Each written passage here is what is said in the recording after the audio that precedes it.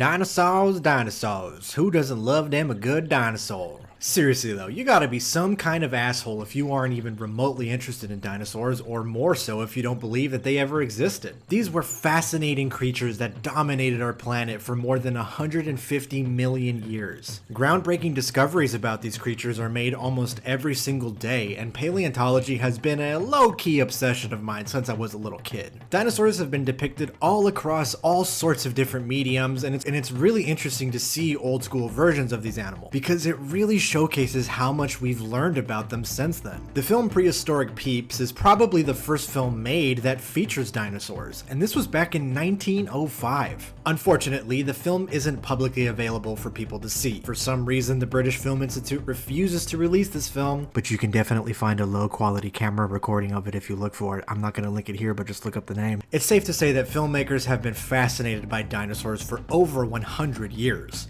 But perhaps the most famous interpretation of these creatures is none other than Jurassic Park. Across North America on movie screens, dinosaurs are coming back to life today in the new movie Jurassic Park. Fantastic. It was so scary. It really was the most exciting film I've ever seen. The thrills never stopped. It was amazing. Audiences in 1993 were blown away by how realistic these dinos looked on the big screen. Brought to life by CGI, this movie changed the game and influenced hundreds of children into becoming paleontologists. This movie is over 32 years old, and many new discoveries about dinosaurs have been made since then. Jurassic Park was an incredibly influential movie that changed the film industry forever. Good stuff. But speaking from personal experience, and maybe some others born in the early 2000s, Jurassic Park wasn't actually my first introduction to the world of dinosaurs. This was. Ow, baby! Ow!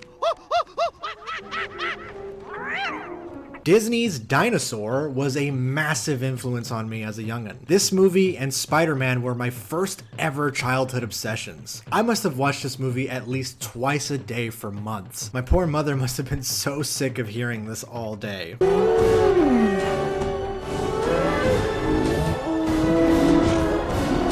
I had the dinosaur figures. No, not dinosaur figures. I mean, I had those, but I had figure from the movie. You get it. I also had this incredibly interactive CD-ROM game based on the movie.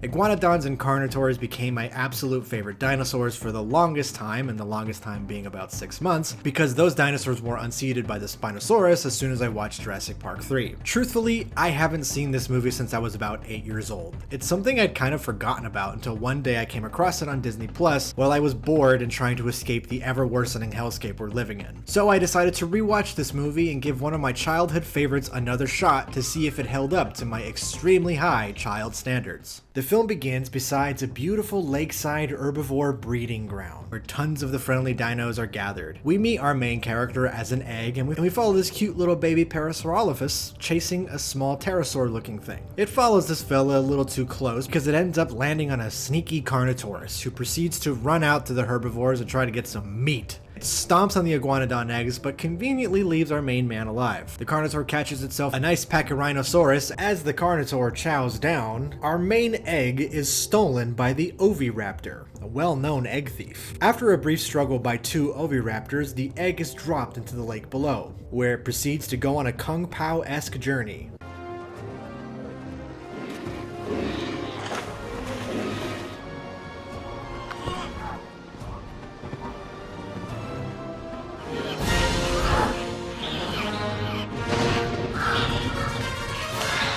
Until it finds its way into the deep jungle. It's here where this egg is found by a lemur named Pleo, who wants to keep this dino and raise him alongside her daughter Suri. After some reservations from the elder named Yard, they ultimately decide to keep the little guy after seeing how, cute he is, and they give him the name Aladar. The next scene is a flash forward of about 16 years. I don't really know how long it took Iguanodons to reach their teenage growth, which is what I assume Aladar is, since he's notably smaller than the other male Iguanodons in this movie.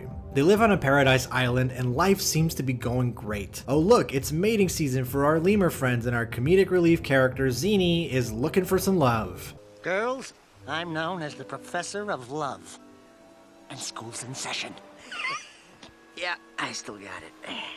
Oh man, isn't he just So funny. Unfortunately, it doesn't work out for him, and while he and Aladar share a moment, a massive meteorite hits nearby the island, causing a meteor shower, which cockblocks every lemur in the bang tree, forcing this fun mating party to be cut short, and our heroes have to escape the island. They narrowly escape the island, but not without some losses. After a struggle in the ocean, they discover that they're the only survivors from their home island, and after some mourning, the group decides it's time to travel inland in search of a new safe haven that the meteorite did not destroy. Now, this movie's events are obviously depicting the meteor, the one that's theorized to have wiped out all the dinosaurs. This scene does align with what paleontologists know about said meteor. Iguanodons were around during the Cretaceous period, and that's around the time the meteor would have hit the Earth, according to the age of the Chicxulub of that crater, which is universally accepted to be the crater of the meteor that caused the Cretaceous Paleogene extinction event. This was one of Earth's 5 major extinction events. It killed 70% of non-avian dinosaurs, including our dear old Iguanodon here. However, despite popular belief, the meteor didn't wipe out all of the dinosaurs instantly. Sure, any unfortunate enough to be close to the meteor were vaporized pretty much instantly,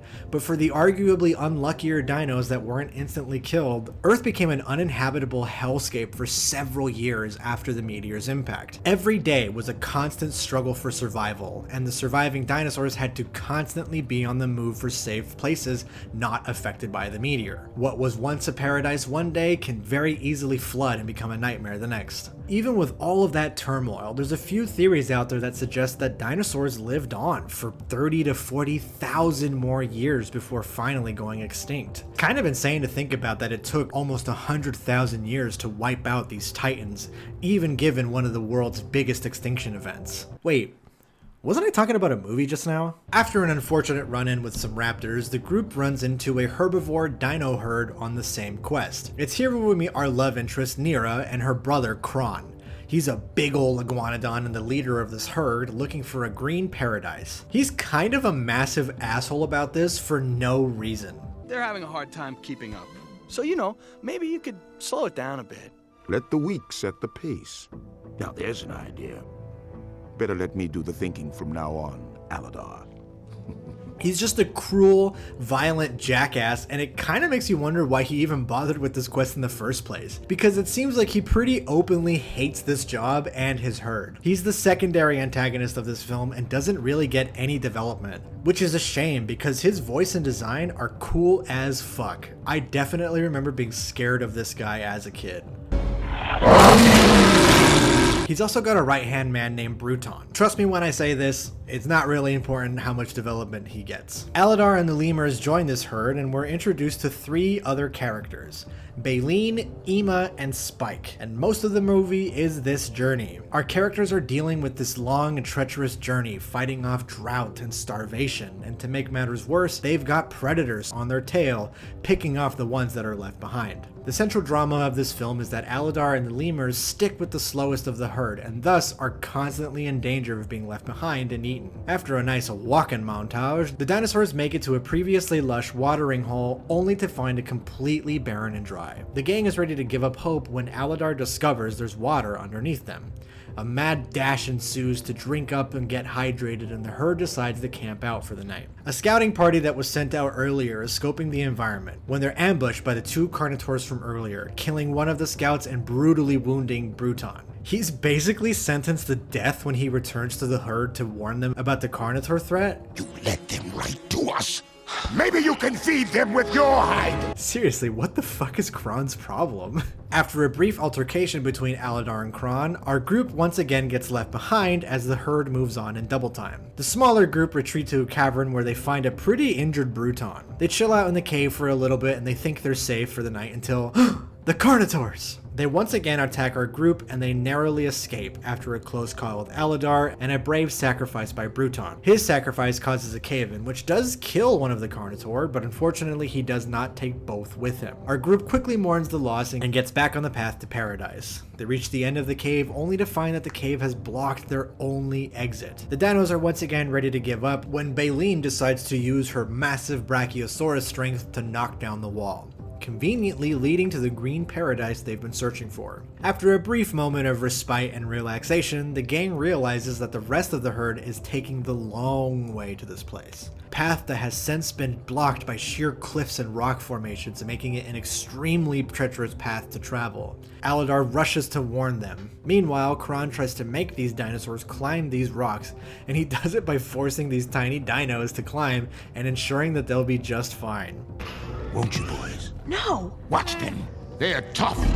If they can do it, so can you! Seriously, what is Kron's problem? Aladar comes just in the nick of time to stop this nonsense, and he tries to lead the herd through to the right path. Kron is so upset by this that he challenges Aladar to a 1v1 and just kind of kicks his ass. Obviously, Kron is much bigger and older than our hero, but Jesus Christ, Aladar just gets embarrassed. He's only saved by being killed by Kron because of his sister's intervention. They're interrupted by the last surviving Carnotaur catching up and cornering the herd. Kron decides to make a run for it and attempts to climb up the cliff while the herd all scream at the Carnotaur, temporarily stunning it and allowing the group to pass. Old Carney sees Kron struggling to get up them rocks and decides to go after the easy target.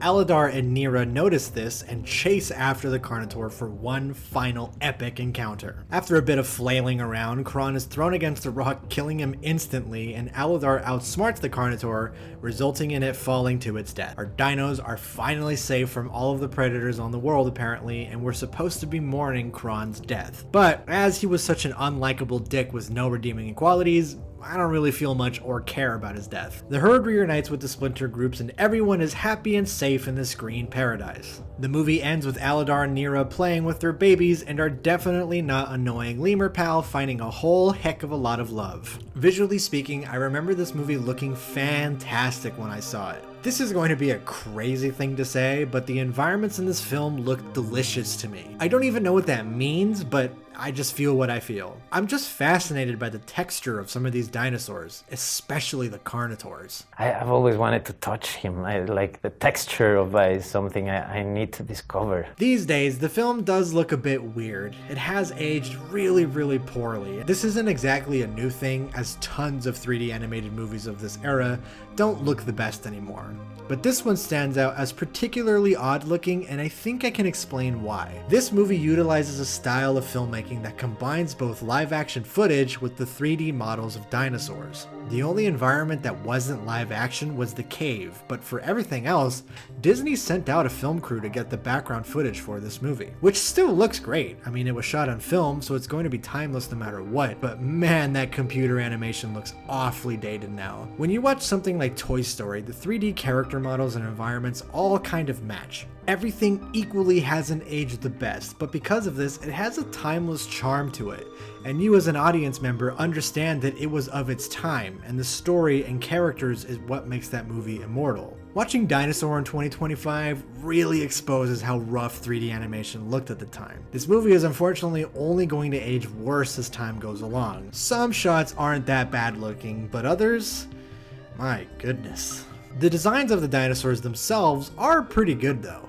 Aladar has always stuck out to me as a particularly good design, and the artists do a great job at distinguishing the dinosaurs of the same species from each other. A lot of people find these models creepy, and I can kind of see why. When the dinosaurs in this movie show any kind of emotion, there's this weird uncanny feeling I get from them. In real life, animals are extremely emotive. Despite what people think, cats have over 200 facial expressions that convey mostly a dark, sinister emotion, but dinosaurs probably weren't nearly this emotive. Lizards and birds showcase emotions in different ways, so seeing these larger than life versions of lizards and birds emote like people can come across as pretty creepy. I think it's particularly jarring too when you look at the predator dinos in this movie. They behave like normal dinosaurs probably did, whereas the herbivores feel a little too human. I get that the filmmakers needed a way to properly convey our characters' emotions, but I don't think this was the way to do it. To get back to a positive for a minute, I think my absolute favorite thing about this movie is the overall sound design. The soundtrack is low-key amazing. It's as if Disney went up to James Newton Howard and were like, hey, we're gonna make a movie about some dinosaurs, pretty simple story, no need to go that crazy.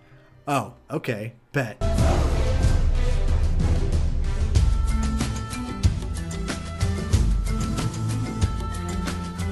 Obviously, we don't know what dinosaurs actually sounded like. Sorry to burst your bubble, but this popular sound you've heard online is not accurate.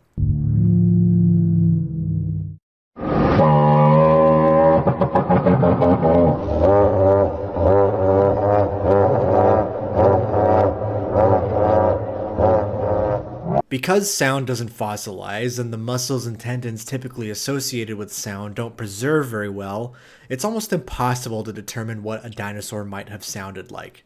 Interestingly enough, one of the more accurate recordings we've ever gotten is of this Parasaurolophus. And this is because paleontologists got an extremely rare and very well preserved skull. They were able to create a 3D model of it, and they simulated air passing through this upper crest area, which made this sound.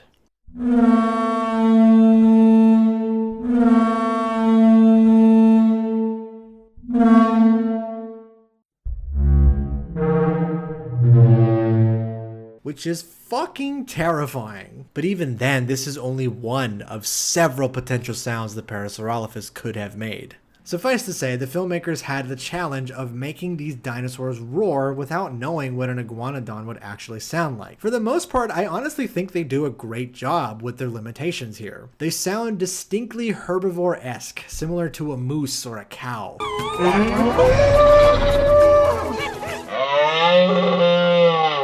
While the carnivores sound far more monstrous.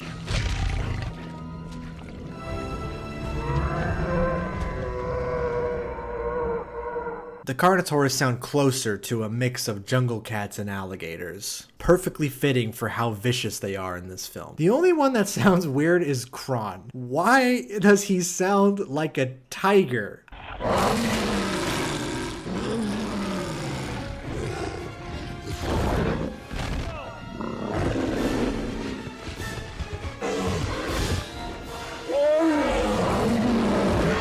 I know, it's because he's the bad guy, but I found it so funny that he acts and sounds more like a predator than an iguanodon.